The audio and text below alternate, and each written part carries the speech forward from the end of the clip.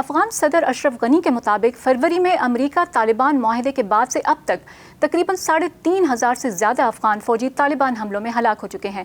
تو کن عوامل نے طالبان کو اس جنگ بندی پر آمادہ کیا اور دونوں فریقین کے لیے اس کی کیا اہمیت ہے؟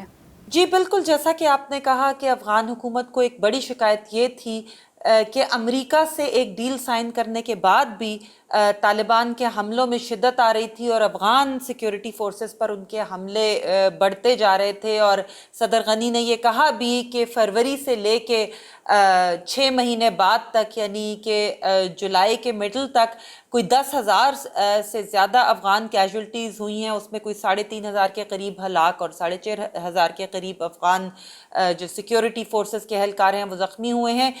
لیکن جو پہلا ایجنڈا آئٹم متوقع ہے جب یہ مل کے بیٹھیں گے طالبان کی ٹیم اور افغان حکومت اور دیگر افغان فیکشنز کی ٹیم، تو وہ پہلا ایجنڈا آئٹم ہی تشدد میں کمی اور پھر ایونچولی سیز فائر ہوگا۔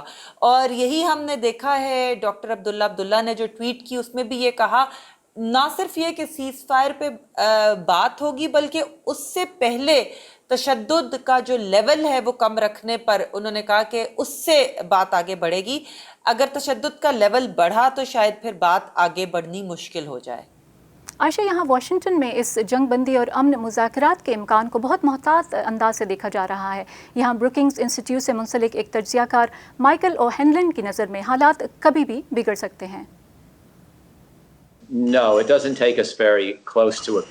نہیں، یہ ہمیں امن معاہدے کے قریب نہیں لے جا سکتا، کیونکہ عارضی جنگ بندی کے ایسے اعلان ہم پہلے بھی دیکھ چکے ہیں۔ لیکن یہ بات چیت کے آغاز کا موقع فراہم کر سکتا ہے، جو کہ بہت مشکل عمل رہا ہے، جسے خاص طور پر قیدیوں کی رہائی کے معاملے نے متاثر کیا۔ تو یہ اعلان غالباً طالبان کی جانب سے تناؤ کے موجودہ ماحول میں تبدیلی کا اشارہ ہو سکتا ہے۔ اب اگر طالبان ایسا پاکستان کے کہنے پر انہیں خوش کرنے کے لیے کر رہے ہیں یا صدر ٹرمپ کو قائل کرنے کے لیے کہ انہیں افغانستان میں اپنی فوجیں تعینات نہیں رکھنی چاہیے، تو پھر وہ بات چیت کا آغاز اپنے مذموم مقاصد کے لیے کرنا چاہیں گے، کیونکہ صدر غنی کے خدشات کے عین مطابق ایسا ممکن ہے کہ یہ قیدی رہا ہونے کے بعد پھر پرتشدد کارروائیاں شروع کر دیں۔ جنگ بندی اور قیدیوں کی رہائی کے اعلان سے ہم خوش ہو سکتے ہیں، لیکن اگر آنے والے دنوں میں پہلے جیسی تخریبی کارروائیاں شروع ہو گئیں تو امید کا یہ لمحہ دیر پا ثابت نہیں ہوگا۔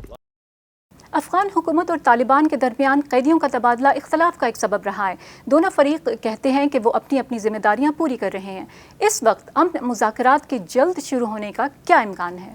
طالبان یہ پہلے ہی کہہ چکے ہیں کہ جس دن ان کے 5,000 قیدی رہا ہوئے اس کے چند دن کے اندر اندر وہ مذاکرات کی میز پر آ جائیں گے۔ منگل کو جب صدر غنی نے اعلان کیا کہ وہ طالبان کے 5,000 میں سے جو بچ گئے تھے چند سو وہ قیدی بھی رہا کرنے جا رہے ہیں، تو ان کا بھی یہ کہنا تھا کہ وہ چاہتے ہیں کہ اس کے 1 ہفتے کے اندر اندر مذاکرات شروع ہو جائیں۔